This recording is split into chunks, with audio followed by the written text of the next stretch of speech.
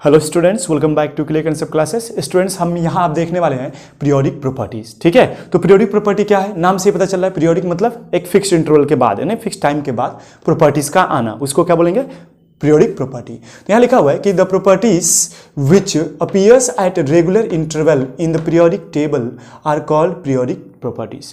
Periodic properties का मतलब ये होता है कि वे सारे प्रॉपर्टीज जो पीरियोडिक टेबल में एक फिक्स इंटरवल के बाद बार बार रिपीट करती हैं, उन सारी प्रॉपर्टीज को हम लोग क्या बोलते हैं, पीरियोडिक प्रॉपर्टीज। ठीक है, अच्छा, और क्या दिया हुआ है कि and the phenomenon is called periodicity in properties of element. और इस फिनोमिनन को क्या कहते हैं, फिनोमिनन मतलब जो बार बार एक फिक्स टाइम के बाद प्रॉपर्टीज का रिपीट करना भी क्या है, एक फिनोमिनन है। और इस फिनोमिनन को हम लोग क्या बोलते हैं, पीरियोडिसिटी इन प्रॉपर्टीज। ठीक है ना, periodicity in properties of element. तो ध्यान रहे, periodicity in property of element क्या है, एक प्रॉपर्टी है। और पीरियोडिक प्रॉपर्टीज क्या है, ठीक है, पीरियोडिक प्रॉपर्टीज क्या है, फिक्स्ड टाइम के बाद या फिक्स्ड इंटरवल के बाद किसी पार्टिकुलर प्रॉपर्टी का रिपीट करना ही पीरियोडिक प्रॉपर्टीज है। ठीक, अब क्या कहा है, अच्छा, पीरियोडिक प्रॉपर्टीज क्या क्या होती हैं, देखिए मैंने यहाँ कुछ नाम लिख रखा है, क्या क्या है। एटॉमिक रेडियस पीरियोडिक प्रॉपर्टी है।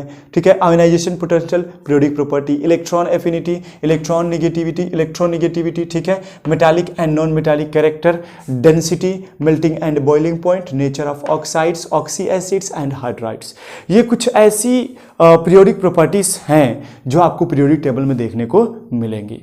बस में आ रहा है, तो हम इनके बारे में अभी फर्दर डिस्कस करेंगे कि ये क्या क्या होती हैं और किस तरीके से ये चेंज होती हैं। ठीक है ना, तो यही सबसे ज़्यादा इंपॉर्टेंस है। ये जो पीरियोडिक प्रॉपर्टीज हैं पूरे पीरियोडिक टेबल में सबसे ज़्यादा इन्हीं पर ध्यान देना है। अगर ये समझ में आ गया कि एटॉमिक रेडियस क्या होता है, लेफ्ट टू राइट जाने पर कैसे डिक्रीज करता है, डाउन द ग्रुप जाने पर कैसे इंक्रीज या डिक्रीज करता है, वो चीज़ें बतानी है। आयोनाइजेशन पोटेंशियल, इलेक्ट्रॉन एफिनिटी, ये सारी प्रॉपर्टीज को हमें डिस्कस करना है। और कैसे डिस्कस करना है, लेफ्ट टू राइट मूव करने पर क्या होगा, डाउन द ग्रुप जाने पर क्या होगा। ठीक है, चलिए अब क्या करा है कि reason for the periodicity in properties in periods and group, यानी पीरियड और ग्रुप में रीजन क्या है कि जो प्रॉपर्टीज है, पीरियोडिक प्रॉपर्टीज हैं, वो क्यों ऐसा ऑकर करती हैं, क्यों फिक्स टाइम के बाद ही रिपीट करती हैं। बात में आ रहा है, तो उसके लिए भी रीजन है। लिखा हुआ है कि after a definite interval of atomic number similar valence shell electronic configuration occurs. क्या होता है, जब हम एलिमेंटों का इलेक्ट्रॉनिक कन्फिग्रेशन करते हैं तो उस कंडीशन में क्या होता है, हमें similar valence shell electronic configuration देखने को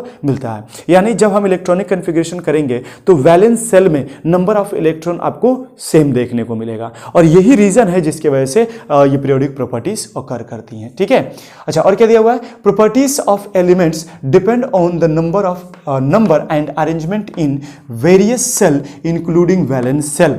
ठीक है, क्या कहा जा रहा है कि जो प्रॉपर्टीज होती हैं ये किन बातों पर डिपेंड करती हैं, ये डिपेंड करती हैं number and arrangement of various shell occurring in valence including valence shell, यानी नंबर ऑफ इलेक्ट्रॉन पर डिपेंड करता है और इलेक्ट्रॉनों के अरेंजमेंट पर डिपेंड करता है। ठीक है ना, तो आप क्या करेंगे, यदि एलिमेंटों का इलेक्ट्रॉनिक कन्फिग्रेशन करेंगे उनके एटॉमिक नंबर को देखते हुए, तो उस कंडीशन में क्या होगा, आपको फिक्स टाइम के बाद जो वैलेंस सेल में जो नंबर ऑफ इलेक्ट्रॉन आते हैं वो सेम देखने को मिलेगा। ठीक है ना, जैसे हमने पिछले वाली वीडियो में आपको बताया ना कि आप जैसे जैसे चेक करोगे डाउन द ग्रुप, आप देखोगे क्या होगा, वैलेंस इलेक्ट्रॉन सबके सेम आएंगे। बस में आ रहा है, और अगर लेफ्ट टू राइट जाएंगे तो नंबर ऑफ सेल सेम आ रहे थे। ठीक है, ये था, तो रीजन याद रहे कि पीरियोडिसिटी इन प्रॉपर्टीज का रीजन क्या है, क्यों पीरियोडिक प्रॉपर्टीज ऑकर करती हैं। ठीक है, उसके बाद क्या दिया हुआ है, इन द सेम पीरियड और सब ग्रुप्स इंक्रीसेस और decreases in particular property is due to the gradual change in electronic configuration in the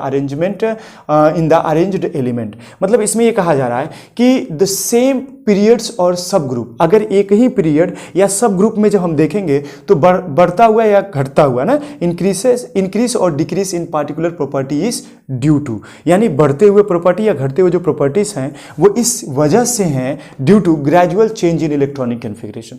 जैसे जैसे आप लेफ्ट टू राइट मूव करोगे इलेक्ट्रॉनिक कन्फिग्रेशन क्या होगा, सबका बदलता जाएगा। पहले वाले सेल में हो सकता है 2 इलेक्ट्रॉन हो, दूसरे वाले सेल में 1 इलेक्ट्रॉन हो। फिर इस तरीके से दूसरे एलिमेंट का जब इलेक्ट्रॉनिक कन्फिग्रेशन करेंगे तो पहले वाले सेल में हो सकता है 2 इलेक्ट्रॉन और दूसरे वाले सेल में भी 2 हो जाए। इस तरीके से इलेक्ट्रॉनिक कन्फिग्रेशन क्या होता है, सबका बदलता रहता है जैसे जैसे हम लेफ्ट टू राइट मूव करते आते हैं। और इसी चेंजिंग के वजह से जो इलेक्ट्रॉनिक कन्फिग्रेशन है वो चूंकि सब एलिमेंट के लिए अलग अलग होता है, इसी वजह से ये प्रॉपर्टीज आपको दिखाई देती हैं। यानी सब ग्रुप में या ग्रुप में ये बदलती हुई प्रॉपर्टीज आपको इसी वजह से दिखाई देती हैं, क्योंकि जितने सारे एलिमेंटों का हम इलेक्ट्रॉनिक कन्फिग्रेशन करेंगे, इलेक्ट्रॉनिक कन्फिग्रेशन सबके लिए क्या होता जाएगा, बदलता जाएगा।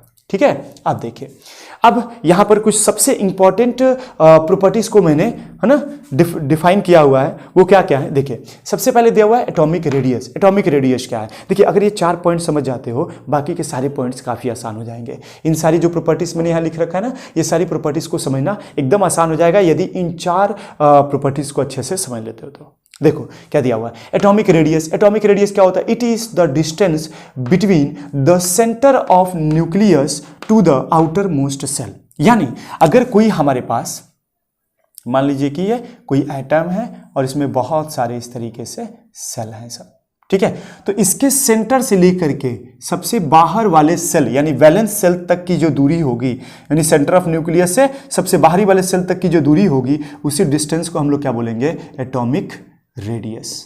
बात समझ आ रहा है, एटॉमिक रेडियस क्या होता है। ठीक है, तो ध्यान रहे, एटॉमिक रेडियस क्या है, डिस्टेंस है। अच्छा, कहां से कहां तक का डिस्टेंस है, तो centre of nucleus to the outermost shell. ठीक है, ये हो गया, तो ध्यान रहे। अब नेक्स्ट क्या दिया हुआ है, सेकेंड आयोनाइजेशन पोटेंशियल। इसको आईपी शॉर्ट फॉर्म में आईपी भी बोला जाता है। तो आयोनाइजेशन पोटेंशियल क्या होता है, it is the amount of energy required to remove an electron from outermost shell of an isolated gaseous atom. अच्छा, आयोनाइजेशन पोटेंशियल वो क्या है, एक प्रकार की एनर्जी है। क्या है, अमाउंट ऑफ एनर्जी है। अच्छा, कौन सी एनर्जी है, यह एक ऐसी एनर्जी है जो हमें चाहिए, किस काम के लिए चाहिए, टू रिमूव एन इलेक्ट्रॉन। क्या करना है, इलेक्ट्रॉन रिमूव करने के लिए जितनी एनर्जी चाहिए, कहां से, from an isolated gaseous atom. ठीक है, outermost shell of an isolated gaseous atom, यानी सेपरेट कर दे। आइसोलेट मतलब सेपरेटेड, जैसे एक एटम को अलग कर दें और फिर उस एटम के बाहरी सेल से एक इलेक्ट्रॉन निकालने के लिए कितनी एनर्जी हमें चाहिए, उतनी एनर्जी को हम लोग क्या बोलते हैं, आयोनाइजेशन पोटेंशियल। बस में आ रहा है, तो वही चीज लिखा हुआ है कि it is the amount of energy required to remove one electron from the outermost shell of an isolated gaseous atom. कि वह आयोनाइजेशन पोटेंशियल जो है वो उतनी अमाउंट ऑफ एनर्जी है जितनी की हमें चाहिए ताकि हम एक आइसोलेटेड सेपरेटेड गैसियस एटम के बाहरी सेल से एक इलेक्ट्रॉन निकाल सकें। ठीक, अच्छा, नेक्स्ट दिया हुआ है थर्ड, इलेक्ट्रोनिगेटिविटी। ठीक है, क्या हो जाएगा, इलेक्ट्रोनेगेटिविटी। इलेक्ट्रोनेगेटिविटी क्या होता है, तो लिखा हुआ है कि the tendency of an atom to attract electron to itself when combined in a compound. मतलब इसमें यह हुआ कि वह उस एटम की वह टेंडेंसी जिसके द्वारा वह क्या करता है, इलेक्ट्रॉनों को अपने तरफ खींचता है, तब जब उसको एक कंपाउंड के अंदर रखा जाएगा तब। यानी जब 2 या 2 से अधिक एटमों को कंबाइन करके कंपाउंड बनाया जाएगा तो उस कंपाउंड के अंदर एक पार्टिकुलर जो एटम है वह कितना तेजी से इलेक्ट्रॉनों को अपनी तरफ खींच रहा है, उसी टेंडेंसी को ही क्या बोला जाता है, इलेक्ट्रोनेगेटिविटी बोला जाता है। ठीक है ना, या दूसरी भाषा में यदि आप डिफाइन करना चाहोगे तो क्या कहोगे, the tendency of an atom to attract the share pair of electron. ठीक है ना, एक एटम की वह टेंडेंसी जिसके द्वारा वो इलेक्ट्रॉनों को क्या करता है, इलेक्ट्रॉनों को अपनी तरफ खींचने की एबिलिटी दिखाता है, उसको क्या बोलते हैं, इलेक्ट्रोनेगेटिविटी। नेक्स्ट क्या दिया हुआ है, इलेक्ट्रॉन एफिनिटी। इलेक्ट्रॉन एफिनिटी क्या होता है, देखो आयोनाइजेशन पोटेंशियल में क्या चाहता है, अमाउंट ऑफ एनर्जी रिक्वायर्ड था, इसमें क्या लिखा हुआ है, the amount of energy released. ध्यान रहे, इसमें आयोनाइजेशन पोटेंशियल में अमाउंट ऑफ एनर्जी रिक्वायर्ड है, इसमें क्या है, अमाउंट ऑफ एनर्जी रिलीज्ड है। यही कंफ्यूजन होता है, तो घबराना नहीं है, एक बार अच्छे से पढ़ेंगे तो याद हो जाएगा। तो इलेक्ट्रॉन एफिनिटी क्या कह रहा है, the amount of energy released when an atom in the gaseous state gains electron. क्या होगा, और इलेक्ट्रॉन एफिनिटी क्या है, यह उतनी अमाउंट ऑफ एनर्जी है जो हमें क्या करना पड़ेगा, एक एटम से रिलीज करना पड़ेगा ताकि हम एक इलेक्ट्रॉन उस एटम के बाहरी सेल में ला करके रख सकें। ठीक है ना, तो उसको क्या बोलते हैं, इलेक्ट्रॉन एफिनिटी बोलते हैं। समझा रहा है, तो ये सबसे कुछ इंपॉर्टेंट प्रॉपर्टीज थी, पीरियोडिक प्रॉपर्टीज, जो आपके बाकी के पार्ट्स को आसानी समझने में मदद करेंगी। अब इन्हीं प्रॉपर्टीज के बारे में हम पढ़ेंगे ना कि किस तरीके से प्रॉपर्टी लेफ्ट टू राइट जाने पर घटती है या बढ़ती है, क्यों घटती है बढ़ती है, इसका रीजन भी देखेंगे, और डाउन द ग्रुप जाने पर कैसे घटती बढ़ती है इसको भी हम देखेंगे। यानी इन्हीं सब की प्रॉपर्टीज, ये जो प्रॉपर्टीज यहाँ लिख रखा है ना मैंने, इनके बारे में हम डिटेल स्टडी करने वाले हैं। ठीक है, और उसका रीजन के साथ स्टडी करेंगे कि क्यों चेंज होती हैं और कब कब चेंज होती हैं। ठीक है, और किस तरीके से चेंज होती हैं। समझ आ रहा है, चलिए मिलते हैं नेक्स्ट वीडियो में।